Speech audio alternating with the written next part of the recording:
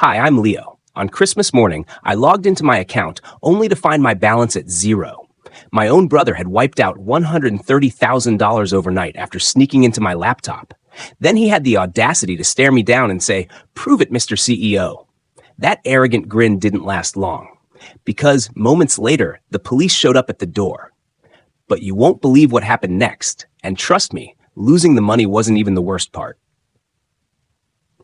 No, the worst part was watching my own father defend him, even with the footage, even with the forged lease. So now I wonder if your own family erases you. Do you still exist? The house was still dark when I opened my eyes. I could hear the faint hum of the central heating kicking on and a soft wind rustling through the tall fir trees outside. Eugene Winters had a way of wrapping everything in stillness. For a moment, it felt like any other Christmas morning. Quiet, familiar, expectant. But as I sat up in bed, brushing a strand of hair from my cheek, something felt off. I grabbed my phone from the nightstand and checked the time. 6:32 a.m. I hadn't planned to get up this early, but my brain had other ideas. It was probably the adrenaline. My boutique's second location in Portland had just cleared final approvals, and the expansion contract was scheduled to be finalized after the holidays. I'd been working toward that goal for years. Late nights, back-to-back inventory runs, skipping weekends with friends just to keep my dream alive. As a habit, I opened my banking app, not out of worry, just habit. I blinked. The screen loaded slower than usual, maybe because of the rural Wi-Fi. Then the numbers came up. Balance your urines. I stared at the screen, waiting for it to correct itself, like maybe it was a glitch. I refreshed, still zero. Then I checked my business account, zero, and my personal savings, also zero. The world felt like it tilted slightly. I sat perfectly still, heart suddenly hammering. This couldn't be right. I had over $130,000 across my accounts. I double-cheated everything before leaving Portland 2 days ago. I opened the transaction history. That's when it got worse. The transfers weren't even hidden. They were clean, precise. Multiple outgoing wires scheduled just hours ago. Not one of them was flagged. No fraud alerts, no blocked attempts, no notifications. All were tagged as approved from a recognized device. That last part hit me like a cold slap. I hadn't used my accounts in the past 24 hours, but someone had, and not from a new location. No, the log said it was accessed from a device that had already been approved under my profile. A device here in this house. I sat there for another 10 seconds before slowly lowering my phone. I could hear someone walking around upstairs, pots clinking. The smell of brewed coffee filtered through the hallway. I stood up, pulled on my cardigan, and walked to the window. The front lawn was still coated in silver frost, but I could feel heat behind my eyes. It was still Christmas morning. But something about the way my stomach churned told me this was the day everything would come apart. Hours earlier, Christmas Eve, things had felt almost peaceful. Julian had flown in the night before. He made an entrance as always, breezing in with a designer bag, new curls, and a laugh that reached every corner of Dad's house. Everyone lit up when he arrived. Dad poured him wine before he even had to ask. Dinner had gone smoothly, if not loudly. Julian had dominated every conversation. His latest venture? A podcast. Or was it a wellness brand? I'd tuned most of it out. I was too tired. I'd left my laptop on the kitchen island for a few minutes when I ran upstairs to help Dad with the spare linens. When I returned, everything looked exactly the same. Apparently, not everything. Now, on Christmas morning, I walked down the hallway slowly, trying to gather my thoughts. The aroma of turkey and cinnamon rolls filled the air. My father had already turned on the holiday playlist. The fake cheer felt like a slap. In the kitchen, Julian stood by the coffee pot, sipping from a tall mug like he owned the room. His nails were freshly done, red with tiny silver stars, always on brand for attention. "Morning," he said too brightly. "You look like you barely slept." I didn't respond. At the table, Dad was already plating scrambled eggs. "Sit, sweetheart. Eat something before it gets cold." I walked to my seat, sat down, and stared directly at my brother. My accounts were emptied last night. Julian didn't flinch. He kept sipping his coffee and raised an eyebrow. I didn't blink. All of them. Every cent, business, savings, personal, gone. There was a pause. Dad glanced up, frowning slightly. What do you mean gone? I mean someone transferred over $130,000 out of my accounts while I was asleep. I looked around the table, from a known device, from this house. The clinking of forks against plates stopped. Julian finally turned to me fully. He smiled, not with warmth, but with smugness. His voice was honey-laced, but sharp. Prove it, Mr. CEO. The room fell silent. Even the Christmas music felt too loud. Dad cleared his throat, his eyes shifting between us. Boys, it's Christmas. Don't ruin it with work stuff. Julian leaned back in his chair, still sipping. He's just tired. Dad probably made a mistake. You know how these business types get. Too many numbers flying around. I didn't answer him. I didn't raise my voice or cause a scene, but my fingers tightened around the edge of my chair, and I looked him dead in the eye. Then you won't mind what's coming next. I hadn't cried yet. But that night, the past came roaring back like a wave I'd tried to forget. After breakfast, the house slowly returned to its usual Christmas routine. Faint music from the living room, the smell of cinnamon rolls warming in the oven, wrapping paper scattered like confetti on the rug, but none of it felt real to me anymore.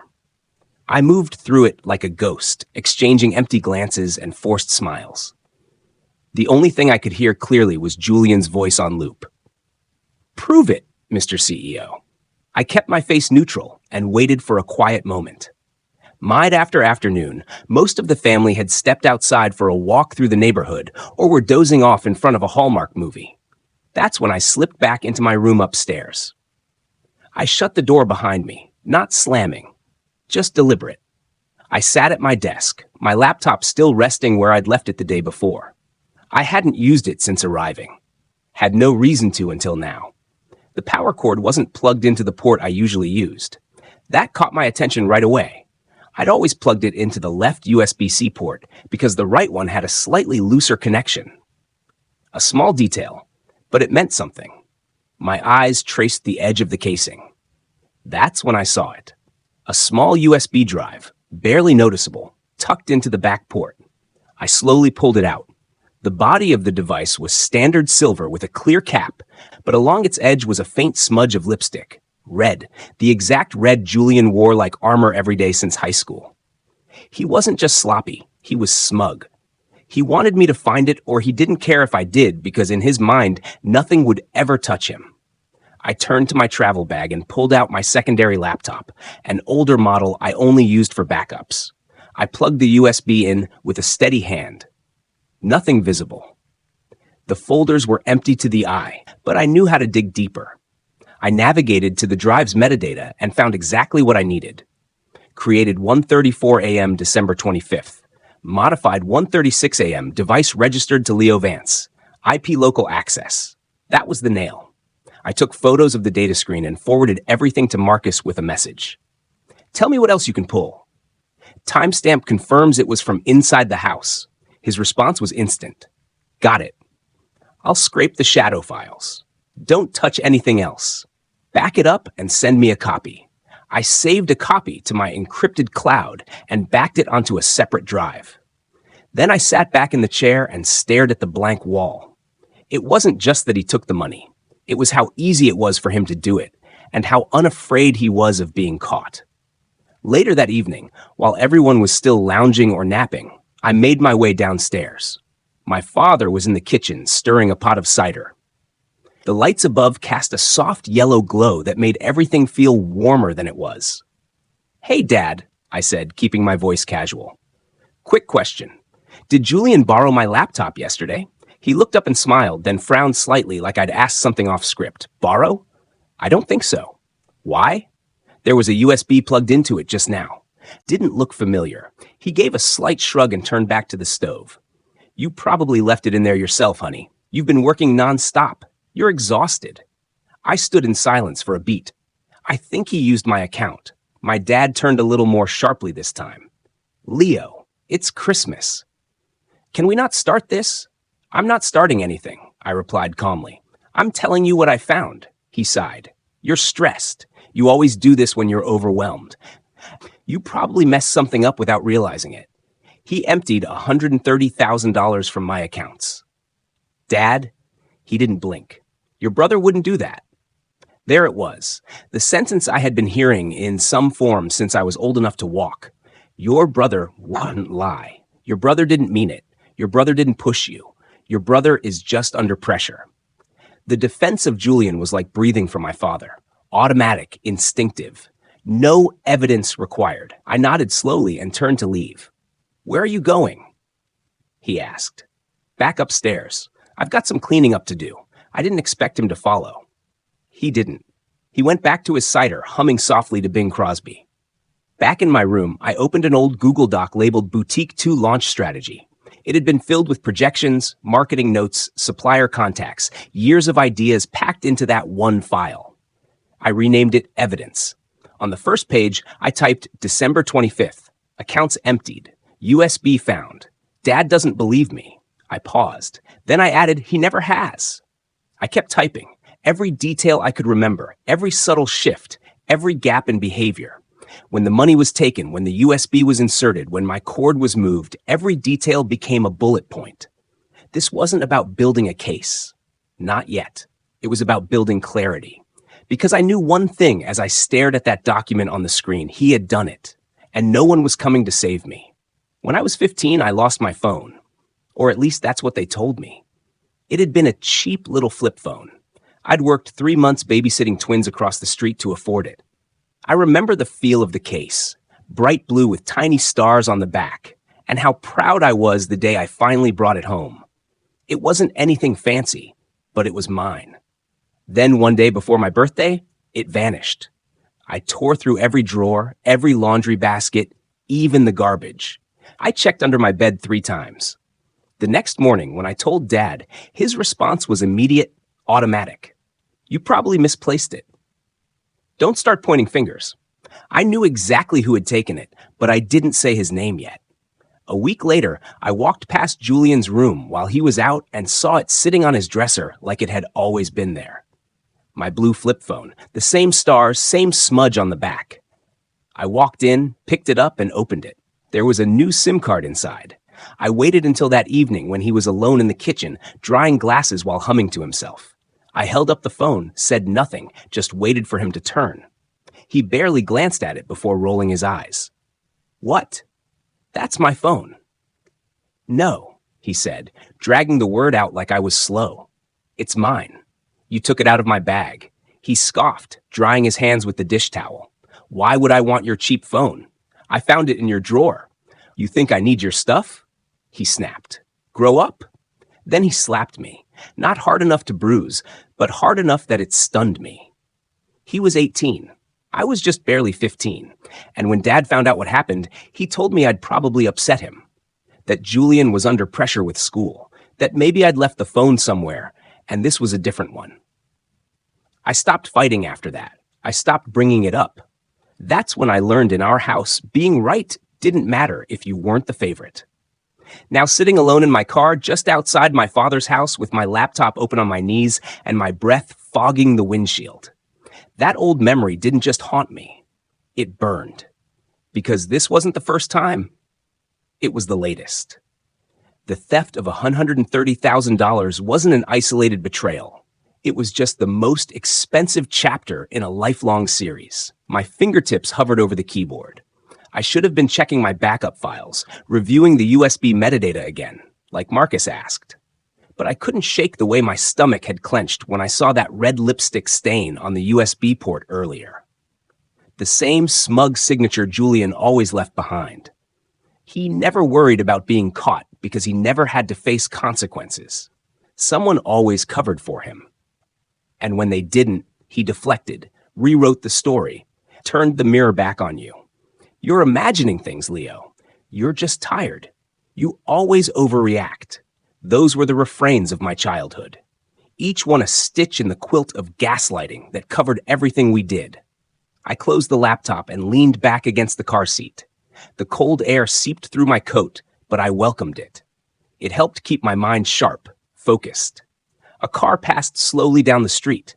Kids laughed somewhere off in the distance, throwing snowballs and chasing one another on the sidewalk. I used to think Christmas was a safe space. Now, it felt like a performance I'd never been cast in, only allowed to watch from the wings. Memories poured in. Julian stealing the tutoring money I'd saved in 10th grade. Taking credit for the group science project in junior year because he needed the GPA boost more than I did. Sneaking out and blaming me for leaving the back door unlocked. And every time I tried to speak up, my father would cut me off. He didn't mean it, sweetie. He's just going through a lot. He's your brother. Let it go. That's what Dad said the night Julian borrowed my graduation dress and returned it stained. That's what he said when Julian convinced me to co-sign a phone contract at 19 and then stop paying the bill. This wasn't about money. This was about identity theft in the most human way possible. Julian hadn't just stolen passwords or routing numbers. He'd been stealing who I was little by little my whole life. My phone buzzed. It was Marcus. Pulled what I could from the USB. The message read, "Encrypted, wiped clean, but I confirmed the file structure was active around 1:34 a.m. Your guess was dead on, definitely tampered with from your network." I took a moment before replying. I knew he'd done this before, but this time I'm not backing down. My hands didn't tremble. I didn't feel like the 15-year-old who'd once been slapped into silence. I felt like a man standing at the edge of a choice, and I knew what I was going to do. I drove back slowly, letting my thoughts settle. By the time I parked in the driveway, the sky had shifted to that soft blue-gray that comes before sunset. I could see lights on in the dining room. Laughter again. Julian, no doubt holding court with his stories. I didn't go inside right away. Instead, I opened my laptop again, opened the file I'd renamed Evidence, and started typing. Confirmed USB used on known device. Metadata timestamp matches suspected breach window. Marcus verifying second-level encryption logs. I added every little thing I remembered. The contract transfer, the sudden vendor silence last month. The extra pair of earrings Julian had been wearing, matching a pair I had designed and never published.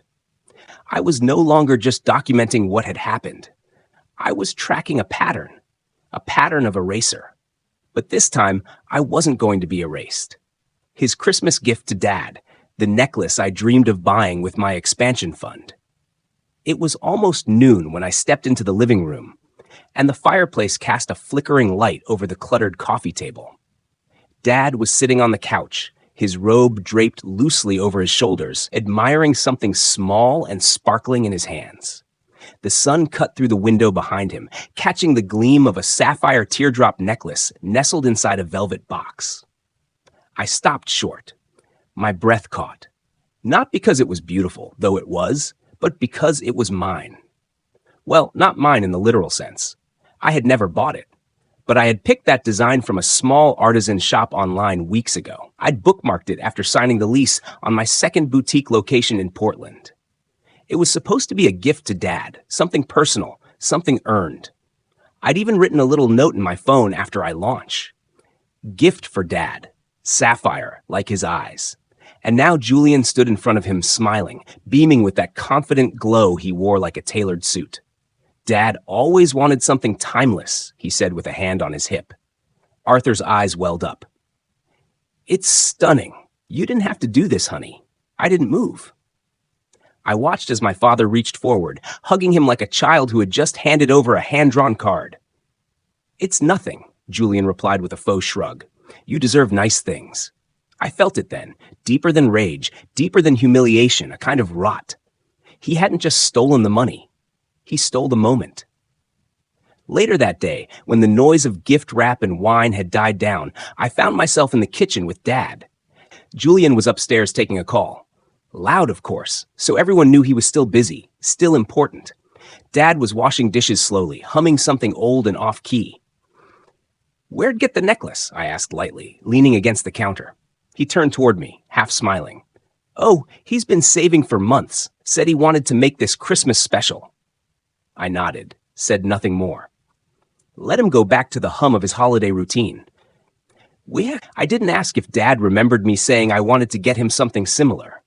I didn't mention the sapphire I showed him over dinner in November because I already knew the answer. He'd probably say, "Oh, You must be misremembering, sweetheart. And even if I wasn't, what would it matter? Upstairs, I opened my laptop again.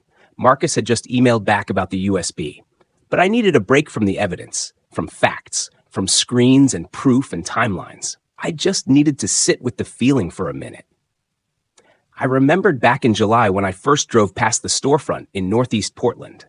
It was a tiny brick building with ivy climbing up the side.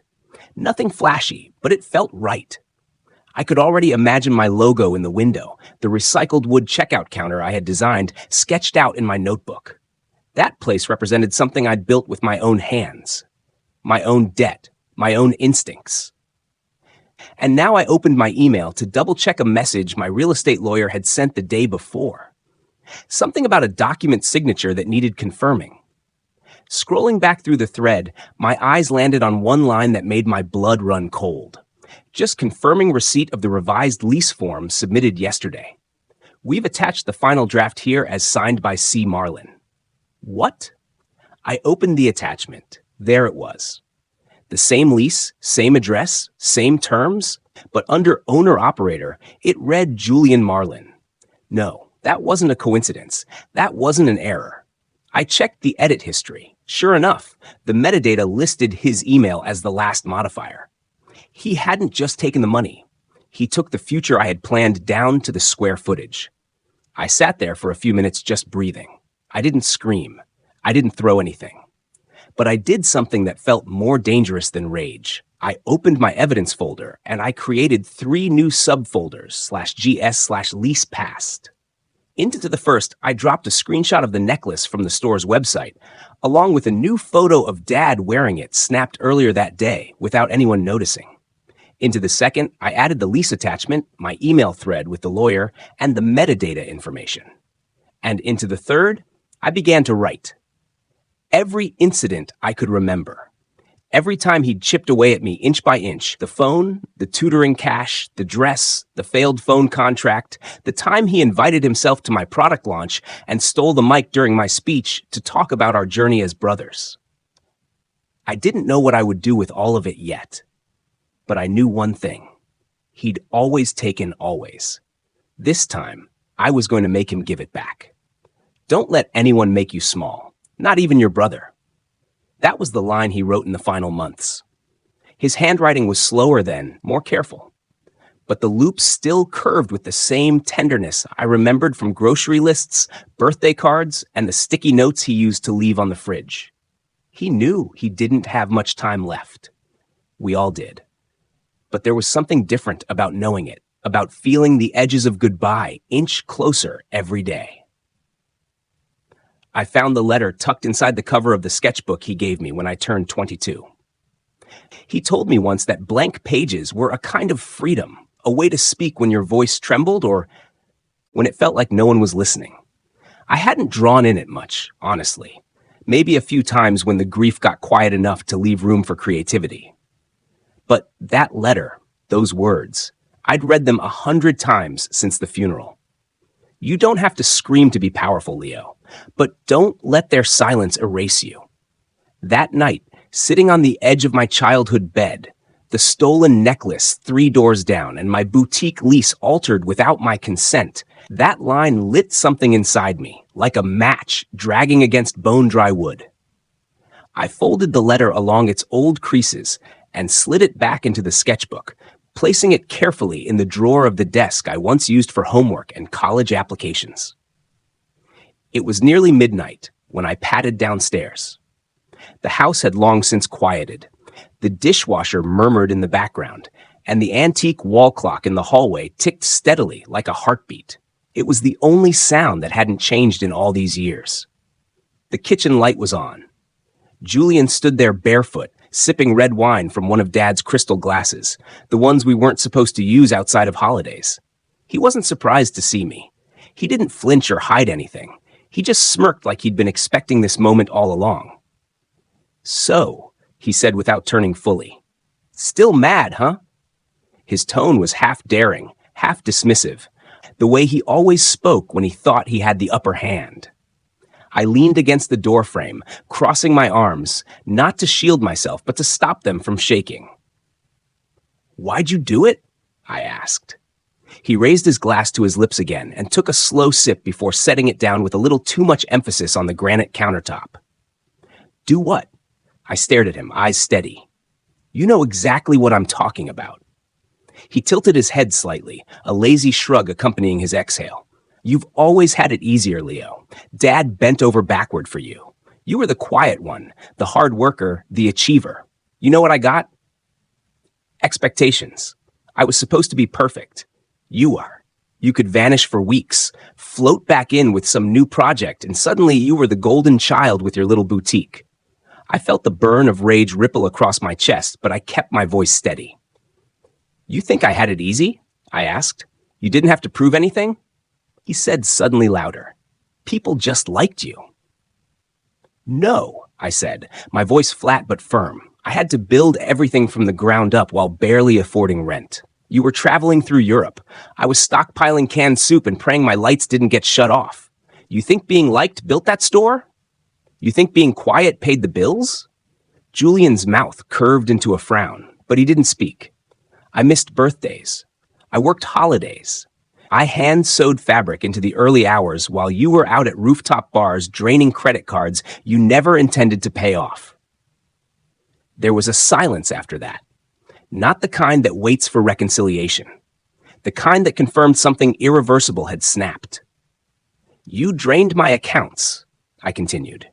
"You logged into my business portal, altered the lease, you forged signatures, you walked into my life and carved out whatever piece you thought you were entitled to." He looked down at his wine glass, then back at me. "You owe me," he said quietly. "One way or another, I was going to get what I deserved." I stepped closer, not with malice, but clarity. Something colder than anger, something older. "You want what I have," I said. "Then earn it. But I will not let you take what I bled for." He stared at me, stunned. For once, he didn't have a comeback. That smirk had fallen. I turned and walked out, the wood floor creaking beneath my steps. I didn't slam the door when I went back upstairs. I didn't need to. By 1:30 a.m., I was seated at my desk, my laptop casting a pale glow across the room. My fingers moved with precision as I uploaded everything into a private folder I'd created months ago before I'd even known what Julian was really doing. The folder name, Case Initiated. Inside, I dropped a scanned copy of the original lease. Metadata showing timestamps from the altered version. High-res photos of the necklace I hadn't seen in years, now resurfaced in Julian's jewelry drawer, a boutique bookmark he claimed to have found, which I'd handed for my clients months earlier.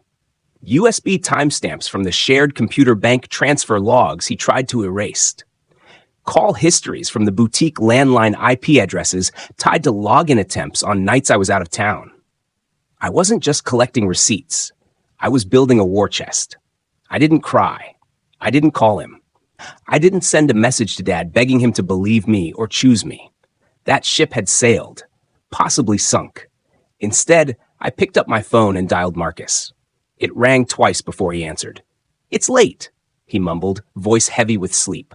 "I'm going to need your help putting together a timeline." I said we're moving forward. He was silent for a second. "You sure?" "I'm not asking for permission, Marcus. I'm asking if you're in." There was a long pause. "Then I'm in." I emailed him the encrypted folder and sat back, the weight in my chest shifting. Not lighter, but different. Purposeful. I stared at the ceiling, letting the silence hold me. Not in fear, but in confirmation. I thought about the first time I'd told Julian my dream of opening a boutique. I could still remember the way he laughed, called it a cute idea, said no one bought ethical fashion unless it came with a celebrity endorsement. He told me I was naive, that I was small. But I wasn't. Not anymore. I wasn't the backup plan.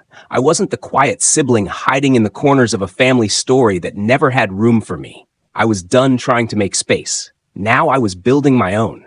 And this time, no one was going to take it. The transfer history didn't lie. Marcus found the shell wallets. I was sitting at the small desk in my childhood bedroom, the same desk I used in high school to write college applications and late-night journal entries. Now it was covered with folders, 2 laptops, and a legal pad with a growing list of time-stamped anomalies. My hands were steady, eyes clear, and heart strangely calm as Marcus's message came through. "You were right," the text read. "The money moved through 3 shell wallets. All of them link back to a burner account created from your home network. He didn't even cover his tracks." There it was. Confirmation. Not just from my gut or memory, but digital proof. This wasn't paranoia. It wasn't a misunderstanding. It was premeditated theft. I stared at the screen, letting the weight of his words land. It wasn't just the money, though the number was staggering.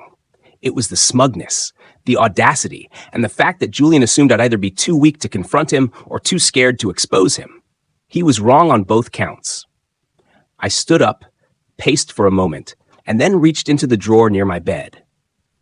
Months ago, after a small break-in at my boutique's back office, I bought a mini cam off a tech site.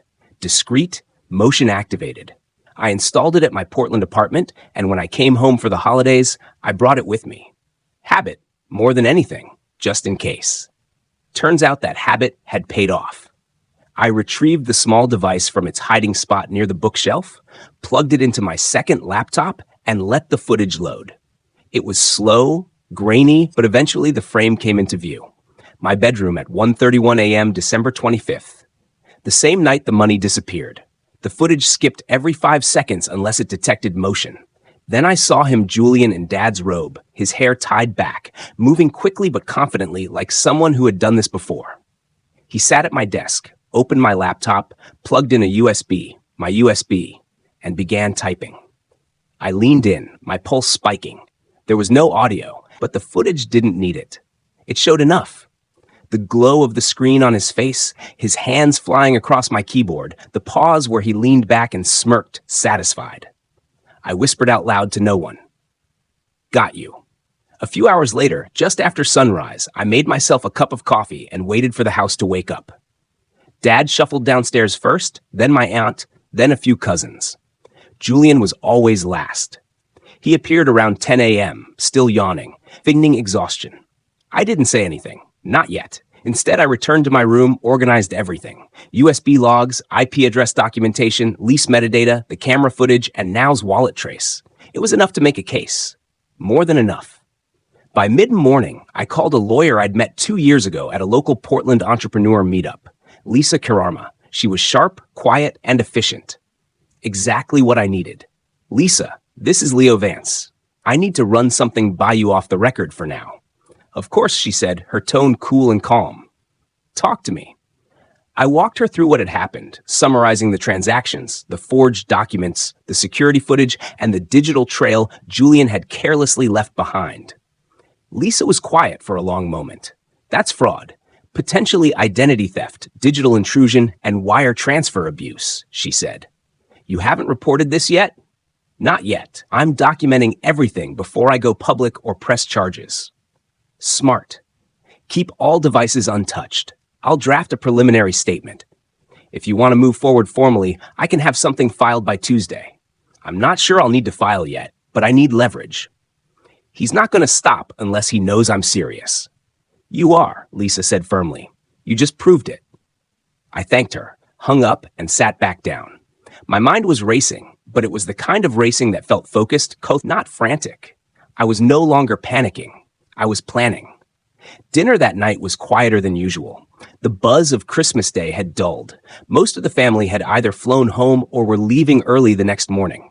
Only Dad, Julian, and I remained at the table, pushing food around on our plates. I watched Julian as he buttered a roll, humming to himself. When the silence stretched too long, I spoke. "You know," I said casually, "I've been thinking a lot about boundaries lately." Julian looked up, head tilted.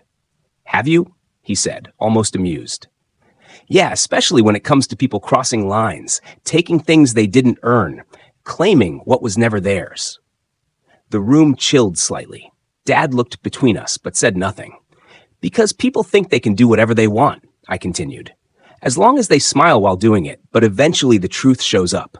Loud or quiet, doesn't matter. It always gets heard." Julian set his fork down slowly. "Hova, what are you even talking about?" "Just something to keep in mind," I said. still calm. Because anyone who messes with someone's life's work, they should be ready for consequences. He didn't smirk this time. Instead, for the first time in days, I saw a flicker of something new in his eyes. Concern. And that was enough for now. I cleared my plate, excused myself, and headed back upstairs. Inside my room, I opened a clean folder on my desktop titled Final. This wasn't a bluff. It was a countdown. He didn't just sabotage my inventory. He tried to erase my entire name. The next morning started like most others had that week. Quiet, tense, too still for a house full of family. I was halfway through my second cup of coffee when my phone buzzed on the kitchen counter. 3 missed calls, all from different vendors. At first, I assumed it was post-hole confusion. Maybe someone wanted to confirm their delivery windows had shifted. But when I returned the first call, reality hit like a fist to the ribs. Hey, Leo. The woman's voice came through, clipped and polite. Just following up on your cancellation request yesterday. Cancellation? I blinked. I didn't cancel anything. There was a pause on the line. We received an email yesterday morning from your listed account. Well, from what looked like your account, asking us to halt production and cancel all pending shipments. We've already refunded the deposits. I nearly dropped my mug. Do you still have that email? Sure, she said. We thought it was odd, but you know, the holidays, people get overwhelmed. The next 2 calls were nearly identical. Each one confirmed the same story. Someone pretending to be me, using a near-identical email address, had contacted my vendors and pulled the plug on every major order I had scheduled for January. Fabric, labels, packaging, gone. I pulled up the original messages. The email looked like mine at a glance. Same signature, similar phrasing. But the domain name was off by 1 letter. A substitution barely noticeable unless you were actively searching for it. And that's when I understood this wasn't just about draining my account or stealing my lease. Julian was dismantling the infrastructure of my business piece by piece, behind my back. He wanted to make sure that when I finally tried to rebuild, there'd be nothing left to stand on. I didn't panic. I didn't scream. I opened my notes app and added a new section. Email interference, 3 vendor cancellations, fake domain. Leo Vancy at Note.C compare against IP logs with Marcus. I saved it, locked the phone, and stepped outside for air. The cold slapped my cheeks the moment I crossed the porch. I stood there for a while, breathing in sharp winter air, counting to 10 just to steady myself. Then my phone buzzed again. This time it was a message from Danny, my college roommate, and one of the few people I still trusted with anything close to a personal update. His message read, "Holy hell, congrats on the profile. You didn't tell me Forbes Local was doing a piece on you." I stared at the screen. What profile? He sent a screenshot. The headline read, "Meet the man redefining ethical fashion in the Northwest." The image beneath the title made my stomach turn. It was Julian standing in front of my boutique, wearing one of my custom-designed coats, holding a reusable coffee cup with my logo on it, and the caption, "Julian Marlin, founder and creative director of The Rooted Thread." That name, my shop. I felt something inside me rupture. I walked to my car, opened the door, sat down, and just stared out the windshield. It wasn't even raining. It wasn't even dramatic. It was just silent. And in that silence, I started to shake. Not with sadness, not even rage, with pure focused fury. He didn't want to be me. He wanted to erase me. I wasn't crying. I didn't even feel like crying. I reached into my bag, pulled out my iPad, and connected to the boutique's old newsletter platform. I hadn't used it in months, not since we pivoted to social content, but the contact list was still there. Customers, investors, press. I drafted a simple teaser. Hi, friends. Over the next few days, I'll be sharing something personal, something that affects not just me, but what it means to create, build, and protect what you love. Proof, patterns, paper trails. Coming soon, Leo. Before hitting send, I hesitated. This was the line. Once I crossed it, there was no walking it back. But then I thought of the lease, the necklace, the footage, and all the years before it. I hit send. Within the hour, the replies started trickling in. Are you okay? Just saw something weird on LinkedIn. Is that your brother, Leo? We've always believed in your work. Whatever's happening, we're behind you. It wasn't a tidal wave. Not yet. But it was movement. It was air after being underwater too long. Back inside the house, I walked past Julian on the stairs. He had his phone in his hand and barely glanced up. He smiled smug and effortless. "You look tired." I smiled right back. "You should be." I kept walking. The email landed. The courtroom date was set. He never saw it coming. 3 days before we were due in court, I was back at my apartment in Portland, sitting on the floor, surrounded by manila folders and empty coffee cups. The rain tapped steadily against the windows. I hadn't slept more than 5 hours in the past 2 nights, but I felt sharp, clear, in a way I hadn't been since Christmas. The case was airtight. I knew that, but knowing it and believing it were 2 different things until I got Ronan's message.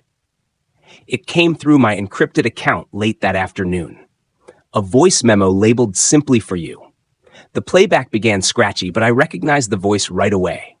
His. "You seriously think he'll fight this?" Julian was laughing, the same laugh he always used when he thought no one could touch him. "I changed the damn lease already. He'll break before court." There was a short pause. Then Ronan's voice, low, tired. "He's not going to break." Julian scoffed. "Please, he's Leo. He folds when someone just questions his tone." Then Ronan again. "Maybe he deserves to win this time." I listened to it twice. Once to absorb it, once to transcribe. Then I added it to the evidence folder right under the section labeled Intent. That recording sealed it. When Tuesday morning arrived, I wore black slacks, a slate blue blouse, and the coat I'd sewn myself back when the boutique was just a dream on paper. Marcus picked me up at 7:45 sharp, and we drove the hour and a half to Moran County Courthouse, mostly in silence. He didn't have to say anything. His presence alone made me feel like someone was in my corner. Courtrooms are quieter than most people imagine. There's no dramatic music, no angry outbursts, just fluorescent lighting, murmured legal ease, and the occasional squeak of a chair moving slightly. Julian showed up 15 minutes late. He wore a camel-cold trench coat and oversized sunglasses, like he was hoping to turn the hearing into a fashion moment. Dad was with him. They sat on the opposite side of the room. Julian didn't look at me once. Dad did, though, but only briefly, like he was trying to convince himself he didn't recognize me. The judge called the session to order. My attorney, Lisa, stood up and began outlining our case. A systematic effort to undermine my business, identity theft, forged digital documentation, financial manipulation, and reputational damage. Exhibits A through F were presented, each one confirming what I had known for weeks. IP logs traced back to our father's house, time-stamped USB file creation, footage from the minicam, modified lease agreement, email spoofing metadata, and now the voice memo. Lisa's delivery was calm but precise. By the time she sat down, there was nothing left to question. Julian's attorney tried to deflect, suggesting miscommunication, family tension, and business overlap as possible explanations, but even he seemed half-hearted. At one point, Julian leaned over and whispered something to him. He didn't even write it down. The judge paused, adjusted his glasses, and looked directly at Julian. "You are hereby ordered to repay the plaintiff $126,400 in restitution. The court recognizes the intentional sabotage of business operations and identity misrepresentation. You are barred from using or referencing the Rooted Thread brand, its likeness, or its affiliates in any personal or professional manner effective immediately. Any further misrepresentation will result in contempt of court." My heart didn't leap. My hands didn't shake. I just exhaled.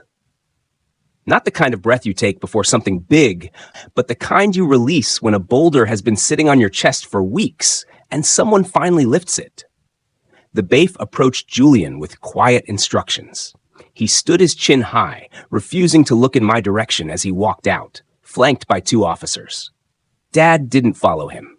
He just sat there still, looking down at his lap, as if something very old and very hollow had just cracked inside him. Outside the courthouse, reporters had gathered. The story had gotten out, probably leaked by someone in the legal team, or even a vendor who'd seen the teaser I'd posted. Microphones were shoved in my face as I stepped through the front doors. "Leo, any comment? How does it feel to win? What happens now for your brand? I held my hands up slightly. No, not yet. And then I looked straight into the camera, not to smile, not to speak, just to be seen. That evening, back in my apartment, I sat alone on the couch, barefoot, holding a mug of tea I hadn't sipped. My phone buzzed nonstop. Calls, texts, emails, some from old friends, some from strangers, some from customers. But I didn't check any of them. Instead, I scrolled back through the voice memo from Ronan and played it one more time. Not to prove anything, not to gloat, just to remind myself what it sounds like when someone finally tells the truth, even if it's late. Later that night, I opened a blank document on my laptop and typed a single sentence at the top. He lost more than a case. I lost a father. It wasn't revenge I wanted, just my name back. The weeks after the courtroom felt strangely quiet, almost padded, like walking through snow in heavy boots. The noise was gone. No more depositions, no more discovery deadlines, no more calls with Lisa, my attorney. Just space. Julian had been formally charged with felony fraud and was out on bond awaiting sentencing. There was talk of a plea deal, but I didn't ask for updates. I didn't care if he got 6 months, 6 years, or probation. My goal was never punishment. It was truth, public, undeniable, and permanent. But the silence came with a cost. Arthur hadn't spoken to me since the verdict. He'd walked out of the courtroom alone, his expression unreadable. I watched him go, but I didn't follow. Neither of us did. Since then, the silence had become mutual. 2 days after the trial, I'd sent him a short message. I hope you're okay. I'm here if you ever want to talk. He didn't reply. A week later, I got word from a family friend that he'd withdrawn from his volunteer work at the food bank and canceled the annual neighborhood brunch he hosted every February for the past 15 years. He hasn't been himself. They said people are talking. Some won't return his calls. Apparently, the quiet pride he'd worn like pearls all these years had begun to crack. The final words he ever spoke to me after the judge read the ruling still rang in my ears. You're a disgrace to this family. That was it. No questions, no apologies, just that. And so I stopped waiting. The truth is, I didn't need a father who needed me to stay silent in order to be loved. I needed a life that reflected what I actually built. Alone, messy, honest. Not perfect, but mine. Around the same time, something else began to unfold. Quietly at first, like a single drop into still water. A post had gone up on Reddit. A user recounting my story under the headline, "He lost 130K, but didn't lose himself." It was simple, raw, and unfiltered. No names, just the outline of betrayal, truth, and court justice. Then it spread. Other men began to comment. My brother drained my savings when I was in chemo. No one believed me either. My husband forged my signature to get a second mortgage. I was told to keep quiet for the sake of the kids. My dad always believed my brother, even when I had bruises. It kept going, and then slowly messages started coming to me. Some through the boutique's contact form, some to my personal email. A few were handwritten letters mailed to my store. One man wrote, "Your story gave me courage to leave my toxic family and open the bakery I always dreamed of. I call it Brave Boy Bread. Thank you." Another, "I watched your case unfold. I cried when the judge ruled in your favor. I'm still waiting for justice, but I'm not afraid to speak anymore." Validation didn't come from the family I'd been born into. It came from the community I didn't even know I had. And for the first time, I believed them when they said, "You're not alone." Exactly 1 month after the hearing, I opened the doors to my second boutique in Portland. The new space was on a corner lot. Sunlight streamed in through the tall front windows all morning, catching the light off the reclaimed wood shelves I'd helped sand myself. The walls were painted sage green, and the fitting rooms had brass hooks shaped like tiny oak leaves. But the sign outside was what meant the most. Third chance. Because the first was surviving, the second was reclaiming. And this was starting again, but on my own terms. When customers walked in that first day, I greeted them with quiet gratitude. I didn't mention the case. I didn't explain the name. I just welcomed them the way I had always dreamed of doing back when I only had one register and no heat in the winter. On the wall behind the counter, I'd hung 2 things. One, a framed photograph of my first pop-up booth. You could see me in the background, 19 years old. Awkward posture, hands folded in front of a folding table stacked with hand-stitched scarves. The other, a folded piece of stationery mounted behind glass. My father's letter. You don't have to scream to be powerful, Leo. But don't let their silence erase you. I read it now like scripture. Not because I needed the reminder anymore, but because I hoped someone else would. I still hadn't spoken to Julian. I wasn't sure I ever would. I hadn't forgiven him.